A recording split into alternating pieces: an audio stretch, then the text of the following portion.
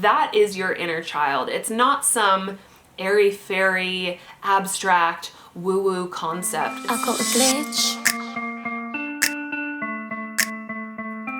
Hello, my loves, and welcome back. It's Ash, your truth-bombing fairy godmother for everything love, dating, and relationships. For today's video, I wanted to talk about something that every single one of us can benefit from and isn't dependent on your relationship status, which is the subject of healing your inner child or healing your childhood wounds, something that all of us have.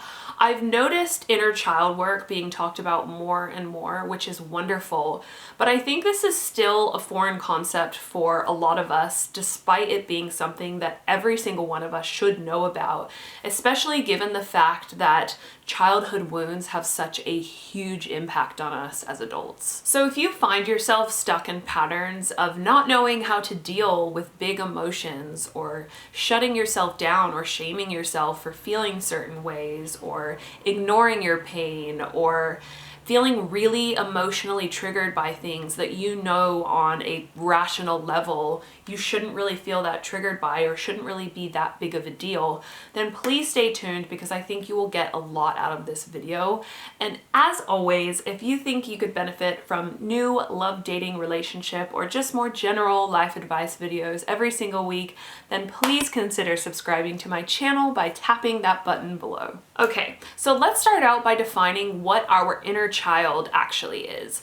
Dr. Nicole LePera at The Holistic Psychologist does a ton of work around inner child healing, and she defines the inner child as part of our mind, or our psyche, that stores all of our emotional experiences from childhood. And as a reminder, I am not a psychological professional, so everything I'm going to be sharing in this video is going to be based off of the work of actual professionals or work that I have done in therapy myself. But anyway, all of us have either quite vague or perhaps even really vivid memories of certain experiences, no matter how seemingly insignificant or, on the other end of the spectrum, very obviously traumatic, during our childhood, where we can recall feeling a certain emotion really intensely. So perhaps even an experience as common as getting lost at the grocery store and remembering that panic and being able to look back on that experience through the eyes of your child self and really remember that fear. That is your inner child. It's not some airy-fairy, abstract, woo-woo concept. It's something very real that all of us have within us, and despite not being a child anymore, plays a huge, huge role in the way that we experience the world now as adults, and especially within our relationships. Our relationships, or perhaps even the breakdown of a relationship, can bring up all kinds of emotional triggers that can be linked back to childhood experiences. My inner child plays a massive role in how I navigate life as an adult. If you've been subscribed to me for a while now, you'll know that I grew up in a very religious household that made me feel really suffocated and unsupported and unaccepted. I had parents who were very physically present, but who unfortunately just didn't know how to meet my emotional needs. And before I continue with how this impacts me now as an adult, I want to quickly highlight something here, because this is something that I see time and time again and is a huge part of healing our inner child and the wounding that was done to us. I can obviously look back on my experiences as a child through the mind and the eyes of my adult self now and rationalize or explain away or better understand those experiences or the hurt that they caused. I can recognize that, well, I wasn't seriously abused, or so many other kids had it so much worse, or my parents did the best that they could, and all of those things can be true, but it doesn't invalidate my emotional experience as a child. Your feelings of frustration or rejection or never feeling good enough or worthy enough are still real and important. I can love and appreciate my parents and my childhood for the positive experiences that I absolutely did have, while still holding space for the ways in which my emotional needs were not met and the pain that that ultimately caused. And now it's my job to meet those needs as the loving, attentive, wise, supportive adult that I deserved as a child, rather than continuing to perpetuate that trauma. But we'll get into that shortly. Back to my inner child.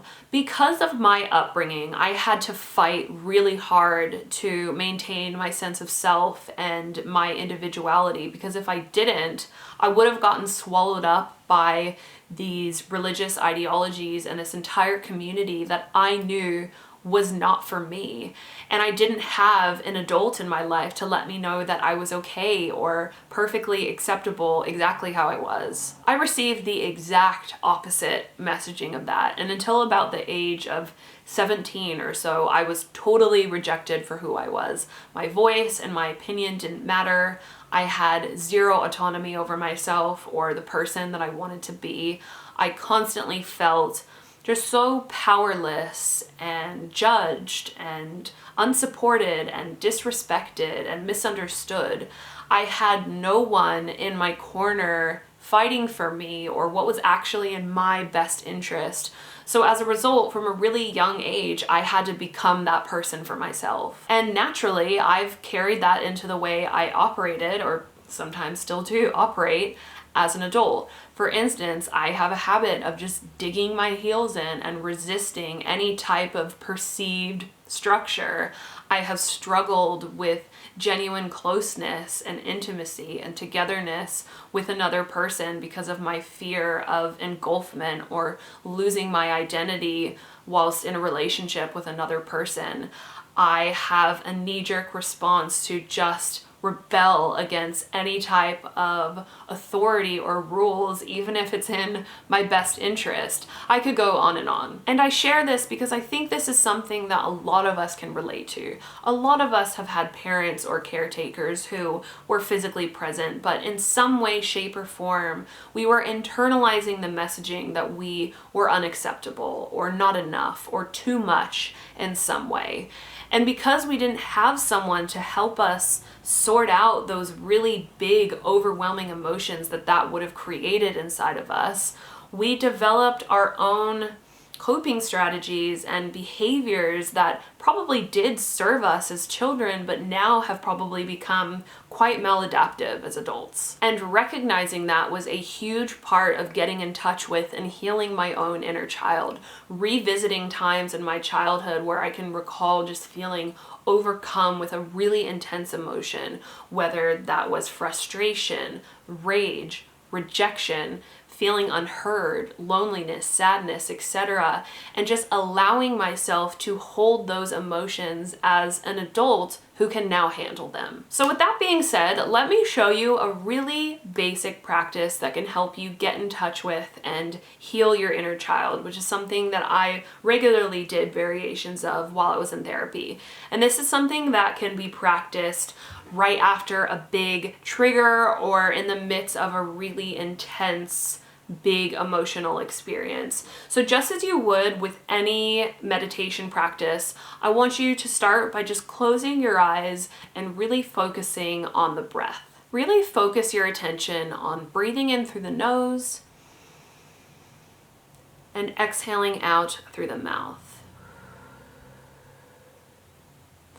I find it really helpful to place a hand on my chest. I just think it's a really simple yet loving action that you can take to better connect with yourself and the physical sensations that you might be feeling.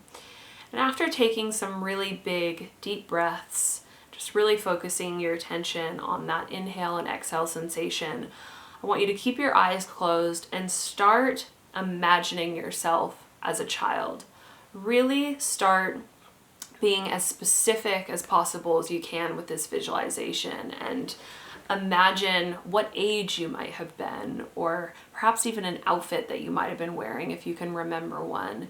Really see if you could picture that and imagine the look on your face. And this is a part of the exercise that can be really moving for a lot of us. I remember the first time I practiced this with my psychologist, just simply imagining myself as a child was enough to make me break down. So if that comes up for you, please allow it. That in itself is such a huge part of healing, just allowing your inner child to cry and be held. So no matter what comes up for you, just really imagine the adult version of yourself who now knows better to just hold and care for the child version of yourself, to smile at them, to give them a hug, and to tell them everything that they need to hear, everything that they needed to hear back then, and everything that they probably still need to hear now. Things like, I'm so sorry that no one was there for you. I know this is really hard, but you're gonna be okay. I'm here now, you're safe. Whatever feels right to you or whatever is relevant to your experience. And repeating this practice over and over again when you are in the midst of an emotional trigger, as opposed to perhaps treating yourself the way that you were treated as a child when you were having really big emotions, such as being told to go to your room, being spanked, being ignored, being treated as though your emotions were insignificant or didn't matter, will completely transform the way that you relate to yourself. Imagine yourself as a child just desperately crying out for someone to care about their emotions. Your inner child is in pain and it needs to be heard.